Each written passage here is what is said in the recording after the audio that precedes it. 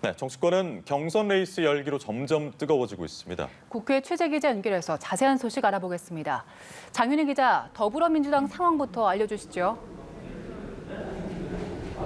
네, 더불어민주당 대선 경선 1차 선거인단 투표가 다가오면서 경선 주자들의 움직임은 분주해지고 있습니다.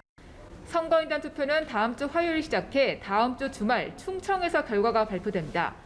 첫 선거인단 결과인 만큼 경선 판세에 큰 영향을 끼칠 전망입니다.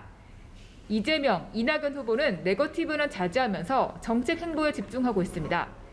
이재명 후보는 오늘 오후 경기 북부 교회선 운행 재개 협약식에 참석하고 이낙연 후보는 전국 자영업자 비대위를 만나 정부의 영업시간 단축에 고충을 청취했습니다. 한국노총 서울본부와 간담회를 마친 정세균 후보는 공무원 개혁을 내세우며 호봉제, 5급 공무원 공채, 경찰대를 모두 폐지하겠다고 밝혔습니다. 박용진 후보는 연금 개혁 공약을 내놓았고 자가격리 중인 김두관 후보는 지방대 회생 공약을 온라인으로 밝혔습니다. 추미애 후보는 오늘 공식 일정은 없이 후속 공약을 준비합니다. 네, 이번에는 국민의힘 상황을 알아보겠습니다. 국민의힘은 선관위원장을 선임했다면서요? 네, 그렇습니다. 이준석 대표는 오늘 최고위원회의에서 박근혜 정부 초대 총리를 지낸 정홍원 전 총리를 선관위원장에 선임한다고 밝혔습니다. 정 전 총리가 이끄는 당 선관위는 이번 주 목요일 출범할 예정입니다. 다음 주 월요일부터 이틀간 대선 후보 등록도 받습니다. 이준석 대표는 선관위원장 인선을 발표한 뒤 최근 벌어진 당내 분란에 공식 사과했습니다. 윤석열 전 총장과의 갈등, 원희룡 전 제주지사와의 녹취록 진실 공방, 당 경선 토론회 추진을 둘러싼 월권 논란을 의식한 것으로 보입니다. 윤 전 총장은 오늘 공식 일정은 잡지 않았습니다.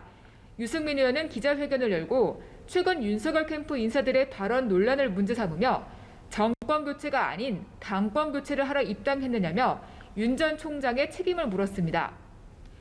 홍준표 의원은 대전 국립현충원 참배를 시작으로 충청 표심 잡기 행보에 나섰습니다. 최재형 전 감사원장은 언론중재법 저지 관련 당대표와 대선 예비후보 연석회의를 제안했고 원희룡 전 제주지사는 중소기업인들과 간담회를 가졌습니다.